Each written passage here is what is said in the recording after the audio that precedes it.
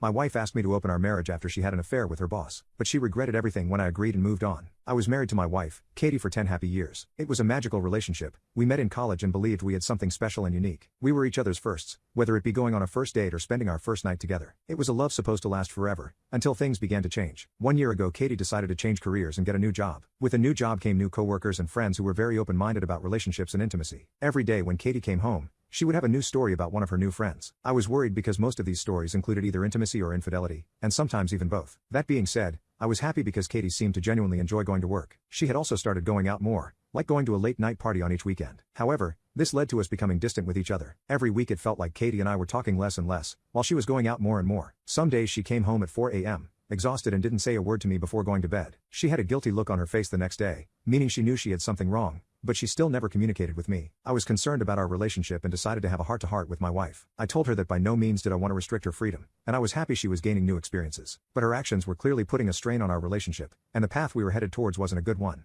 Katie was silent for a few seconds after hearing me, and then said something that haunted my dreams for a very long time. She said she wanted to try the idea of an open marriage. Before I could oppose, she said, "Just let me explain." Then she proceeded to tell me about how most of her friends are in open relationships, and that it is actually healthier than I think. Then she said that because I was her first boyfriend, she had missed out on her college experience. She wanted to rectify that by having an open marriage and exploring her own interests freely. By the end of her speech, my ears were ringing and I was barely listening. I knew that her new friends were influencing her, but to think that they had gone this far. My sweet Katie would have never suggested this. The fact that she was even thinking about being with other men was making me throw up. And when I thought about being with a woman other than her, that made me feel even worse. I tried saying that I was uncomfortable with an open marriage, but Katie kept on trying to convince me by saying we were living restricted lives. I even tried saying maybe we should go to therapy together to fix our marriage, but nothing worked on her. In the end, I was tired and reluctantly agreed to open our marriage just to end the conversation before I lost my cool. We agreed on some rules, like not bringing any partners into our home, but I don't remember the rest of that night. All I remember is waking up the next day and hearing my wife say, "I'm going on a date." It was as heartbreaking as I would have imagined. That week, I had to watch as Katie dressed up for other men and had several one-night stands. She would come home and try to tell me about the men she was seeing, but a single word out of her mouth would make me want to leave the room. Eventually,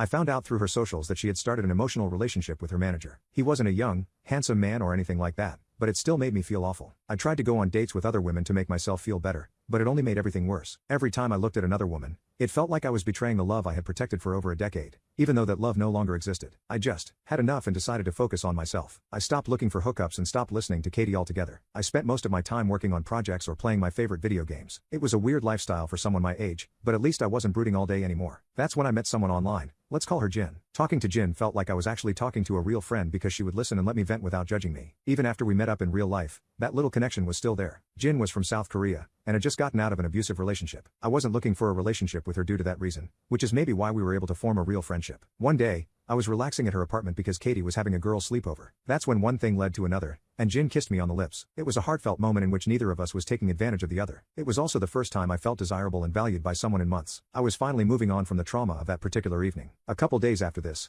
I was confronted by my wife. She complained to me that I had been completely ignoring her and not giving her enough attention. I didn't have the time to deal with Katie since I had a date with Jin, so I just told her to go get attention from her new boyfriend, the manager. Safe to say that things only went down from there. My words showed my wife that I was happy without her, and that made her insecure in some way. She told me she broke up with her manager, but when I didn't react she completely lost it. She said she regretted opening our marriage, and that watching me love someone else instead of her was breaking her heart. I had just returned from a skiing date so I was pretty tired, and told her that I haven't broken any rules so I have no idea why she's yelling at me. I think that flipped some type of switch inside her. The week after that, I saw her make an effort like she had never done before. She was doing things like cooking a full-course meal, cleaning the entire house by herself, and even initiating intimacy. But my priorities now lay elsewhere, and besides, I had no desire for her body anymore after listening to her constant descriptions of her one-night stands. One evening, Katie finally broke and started crying while stopping me from going on a date with Jin. She said that she has had enough and wants to close our marriage. But contrary to her expectations, I just laughed at her and said that she enjoyed her relationship with her manager, so why can't I do the same? She kept begging me to listen to her, and suggested that we should go to therapy. I guess I still held some type of affection for Katie because I agreed to sign up for couples therapy under the condition that she doesn't lie about anything. I told Jin about all this, and since she knew about my situation from day one, she said she would support whatever decision I make. That being said,